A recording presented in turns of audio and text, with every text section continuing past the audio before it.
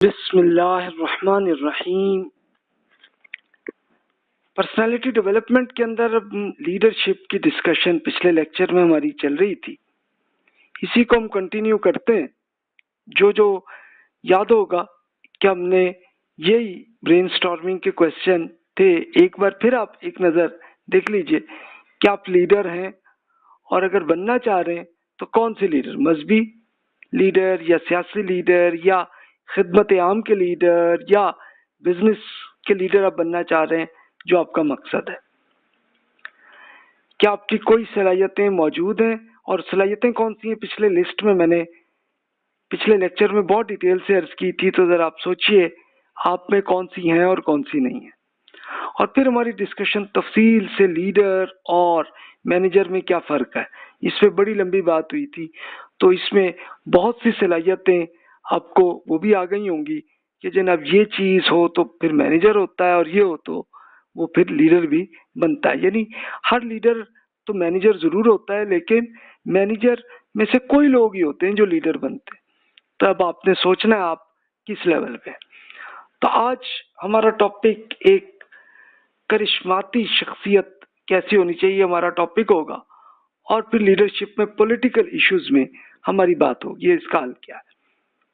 तो आपने जितना नोट किया हुआ है इसको आप नोट कर लीजिए, और अब जो अर्ज करूंगा तो इसको भी आप देख लीजिए कि किसमें क्या कमी है। पिछले लेक्चर में हमने लीडरशिप की डेफिनेशन और इनकी सलाहियतों पे हमारी बात चली थी।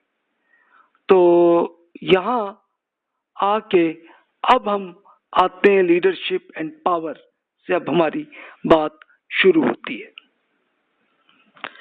अब पावर और लीडरशिप का क्या ताल्लुक है, अब आप बताइए। हकीकत ये है कि लीडर वो होता है ना कि जो लोगों को मुतासर कर देता है और जितने लोग हैं उसके साथ शामिल हो जाते हैं, तो एक पूरी टीम बन जाती है। तो अब वो लीडर बनता है तो पावर भी आ गई ना, कि अगले जितने लोग आ गए हैं तो उनकी उनकी जो सलाहियतें हैं और उनकी जो जो भी ताकत है, जो कुछ फाइनेंशियल मामलात भी हो सकता है कि इसमें आने लग जाए सिलसिला, तो ये सारी पावर आपकी आ गई अगर आप लीडर बन गए। तो अब इसके लिए क्या पहलू है, क्या क्या बेस्ट प्रैक्टिसेस हैं दुनिया में कि जो लीडर में होनी चाहिए। तो देखिए, इसके लिए power is the capacity of a leader to influence work action और डिसीजंस। यानी कौन सी ऐसी सलाहियतें, कैपेसिटी कौन सी होनी चाहिए लीडर में कि तब जाके वो खुद फैसला कर सकता हो। इसके लिए देखें, कैपेसिटी सिंपल, एक तो ये चाहिए कि लोग आपको मानने को तैयार हो जाए, और दूसरी बात यह कि फाइनेंशियली भी आप स्टेबल हो। वरना होता क्या है कि एक जैसे बेचारे आदमी के जिनकी कोई फाइनेंशियली कोई इतनी खास नहीं है, तो अब जो वो करना चाह रहे हो तो वो नहीं हो पा रहे होते ना, क्योंकि जाहिर उसके लिए फंड भी तो चाहिए ना। अच्छा, कभी ऐसा होता है कि चले और भी अगर गरीब लोग इकट्ठे हो जाएं तो थोड़ी थोड़ी रकम से कुछ काम हो जाता है, तो चलो इस हद तक लीडरशिप उतनी आ जाती। अब एक तो ये है पावर, और दूसरी पावर ये है कि लोग भी मानने को तैयार हो। दूसरी चीज है सोर्सेज ऑफ पावर। पावर कहां से आती है? एक होती है लेजिटिमेट पावर।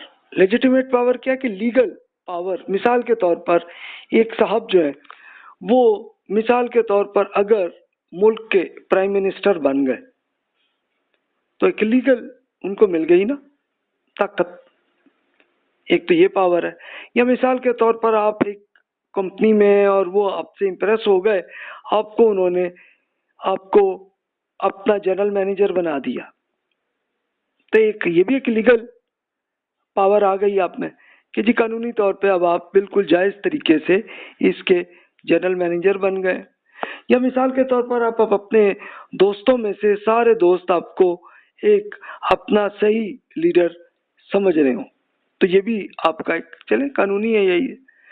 अच्छा, दूसरी किस्म की पावर होती है जिसको हम कोर्सिव पावर कहते हैं, यानी अगलों को जूते मार के अपना मुरीद बना देना। इसके लिए एक बड़ी अच्छी मिसाल आपको मिलेगी कि जैसे पुराने जमाने के आप देख लें फिरौन, या अब से तकरीबन 70 ईयर्स 80 ईयर्स अगो के जैसे हिटलर की एक एग्जाम्पल देख लें कि वो एक डिक्टेटर बन गए तो अब जबरदस्ती अगलों को उनके मुताबिक वो चलने लगे। एक ये भी एक तरीका पावर, एक ये भी मिल सकती है बंदे को, तो वो एक जबरदस्ती का लीडर बन सकता। तीसरी किस्म पावर से आती है रिवार्ड पावर, यानी आप लोगों की हेल्प इतनी कर रहे हो कि लोग आपसे मुतासिर हो चुके हो और वो जनाब आपके कहने पे आपकी बातें मानने लग गए, तो ये रिवार्ड पावर भी हो सकती है। चौथी सूरत हो सकती है एक्सपर्ट पावर, कि आप कितने माहिर हो जाएं इस काम में कि सारे उसी काम में मानने लगे। मिसाल के तौर पर कि जैसे कंस्ट्रक्शन आपको बहुत अच्छी आती है, इतनी अच्छी क्वालिटी की है कि आम आदमी जिसने भी कोई बिल्डिंग बनानी है आपको ही बुला लेते हैं कि जनाब आप ये बना लें, तो इस लिहाज से भी आप लीडर हो सकते हैं। या एक जैसे नॉलेज के लिहाज से भी आप बन सकते हैं कि आप इतने नॉलेजेबल आदमी बन गए कि लोग आपकी बातें सुनने लग गए, एक ये भी पावर आ सकती है। और फिर एक तीसरी सूरत होती है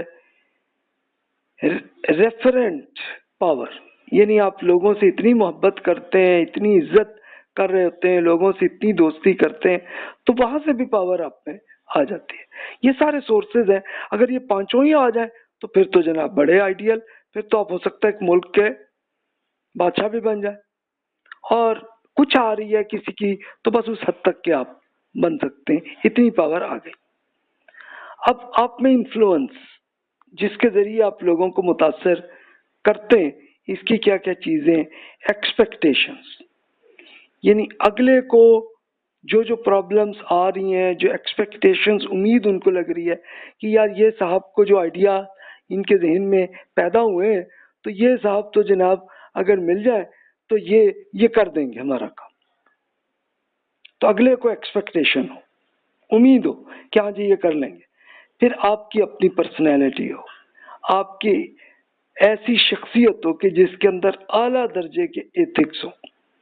एथिक्स क्या है कि ये बिल्कुल हर लेक्चर के आखिर में हम जो जन्नत या जहन्नम में जो जो ऑप्शंस आती हैं, तो अगर आप जन्नत में जाना चाह रहे हैं तो जो जो आप करना चाहते हैं वो आप कर रहे हो, और जो जहन्नम के रास्ते हैं उनसे आप बच जाए तो ये आपके एथिक्स हो जाते हैं।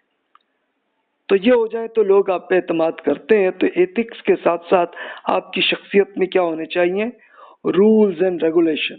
आप समझते हो कि जनाब क्या करना है और क्या नहीं करना और कैसे करना है, आपको आता हो और आपका एक्सपीरियंस भी हो इसका। फिर वैल्यूज, आपके वो एथिक्स पे अमल भी आप कर रहे हो और इस पे प्रैक्टिकली लोगों को नजर भी आ रहा हो।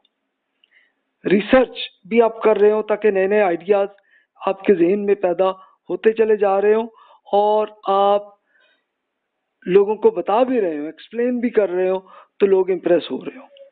फिर उसके बाद मॉरल प्रिंसिपल्स, कि जो एथिक्स हैं इस पे वाकई आप सचमुच अमल कर रहे हो और एथिकल प्रैक्टिसेस आप प्रैक्टिकली करके भी ऐसे तरीके से आ रहे हो कि लोगों को नजर आ रहा हो। फिर उसके बाद रूल्स ऑफ कंडक्ट, कि जनाब जिस तरीके से कानून के मुताबिक भी और कोड ऑफ एथिक्स के मुताबिक एथिकली आप अच्छे तरीके से कर रहे हो, ये सब चीजें हो तो आपकी शख्सियत ऐसी होगी कि लोग आप पे एतमाद करने लगेंगे। तब वो आपकी पार्टी के अंदर या आपका जो ग्रुप है या आप अगर कोई कंपनी बना रहे हैं तो उसके अंदर लोग आने लगेंगे। उसके बाद मेच्योरिटी, यानी अब ये भी हो कि आप मेच्योर हो, यानी यही होता है कि लीडर एकदम को 20 साल के नहीं बनते, लीडर्स बन जाते हैं अपनी। मिसाल के तौर पर आपने अगर सिर्फ कोई क्रिकेट ही खेलनी है तो उसके कैप्टन तो वो बन ही जाते हैं, लड़के भी। लेकिन वो होता ही है कि थोड़े से अरसे के लिए होता है, वो कोई सारी उम्र के लिए नहीं चलता सिलसिला। लेकिन यूजुअली 40 के बाद की एज के लोग जो हैं वो ले जाके लीडर्स बनते हैं। पॉलिटिकली भी देखें, इसी तरह रिलीजियस मैटर्स के पॉइंट ऑफ व्यू से भी देखें तो उनके लीडर्स भी अच्छी एज के बुजुर्ग ही होते हैं। क्योंकि मेच्योरिटी का क्या फायदा होता है कि उनका एक्सपीरियंस होता है। और एक्सपीरियंस क्या है कि यानी एक तो है ना नॉलेज, इल्म आपने पढ़ने से सीख लिया। दूसरा ये भी होता है कि आप प्रैक्टिकली वो कर रहे होते हैं कि ये जिस चीज़ों पे अच्छा रिजल्ट आ रहा है वो भी आपका एक्सपीरियंस होता है, और जो गलतियां कर रहे होते हैं वो भी आप सीख रहे होते हैं। अब ये नहीं आइंदा करना कि यार इससे नुकसान हुआ, तो ये आके आपकी मेच्योरिटी आती है। तो आप अब स्पेशली जो ये सुन रहे हैं, अगर आपकी एज अगर कम है तो इस पे आपकी मोटिवेशन खराब नहीं होनी चाहिए कि जनाब ये कोई नॉर्मली मैंने अर्ज किया है कि एक खास एज में जाके आपकी मेच्योरिटी होती है, तो इसलिए ज़रा इसके लिए आप थोड़ा सा इंतज़ार आपको करना पड़ेगा, मोटिवेशन खराब ना हो, ये मैं अर्ज करूँगा आपसे। लेकिन हो सकता है बाज़ लोग ऐसे भी होते हैं कि जो 30 की एज में भी, 25 की एज में भी मेच्योरिटी आ जाती है कुछ पहलुओं में, तो आप पे भी आ सकती है, इसलिए आपकी मोटिवेशन जारी रहे। इसके बाद कॉम्पिटेंसी लेवल, कि आपकी कॉम्पिटेंट कितने हैं, कि उसका तजर्बा, जो गलतियां करके आप सीख लेते हैं, असल वैल्यू उसकी होती है। और इसी तरह आपने जो ठीक किया उसका जो अच्छा रिजल्ट आया उससे भी आपको असल प्रैक्टिकल पता चल जाता है, जी ये चीज ये सही तरीका, ये गलत है।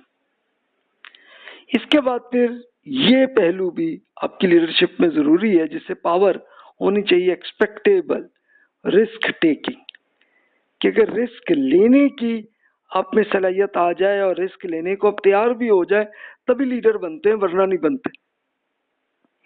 आप कहेंगे कि जनाब रिस्क कौन लेता है, इसके लिए मैं आपकी एग्जांपल अर्ज करता हूं कि देखिए रिस्क ये भी तो होता है ना कि एक्सीडेंट का, कभी किसी वक्त एक्सीडेंट हो सकता है। तो कुछ लोग तो ऐसे भी होते हैं कि जो वो फिर घर से निकलते ही नहीं, बहुत रेयर होते हैं ऐसे लोग, लेकिन मेजोरिटी आप भी होंगे ऐसे। आप अपने ऑफिस में, अपने कॉलेज में आप जाते ही होंगे ना, तो रिस्क तो लेके जा रहे हैं ना, और बहुत रेयर होता है लेकिन हो जाता है कभी कभी। तो देखिए कि रिस्क टेकिंग आप लें तो तभी आप लीडर बनते हैं, ऐसे नहीं। इसके लिए एक बड़ी अच्छी मिसाल मैंने एक बुक में पढ़ी थी कि इंडिया के जो पहले प्राइम मिनिस्टर थे, नेहरू साहब जो है, उनको शौक आया कि भी मैं सियासत में आऊं। अभी वो नौजवान थे, तो अब उनके वालिद साहब जो है वो बड़े अच्छे एक्सपीरियंस्ड आदमी थे, नवाब थे वो।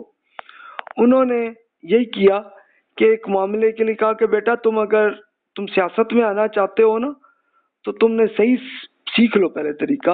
और उसके लिए उन्होंने ये किया कि बाकायदा पुलिस से रिक्वेस्ट करके उनको जेल में बंद किया 1 महीने के लिए, बेटे को, ताकि पता चले कि सियासत में क्या क्या रिस्क आते हैं, ताकि इनको पता तो चले ना कि क्या करना है और क्या नहीं करना, और एक एक्सपीरियंस आ जाए।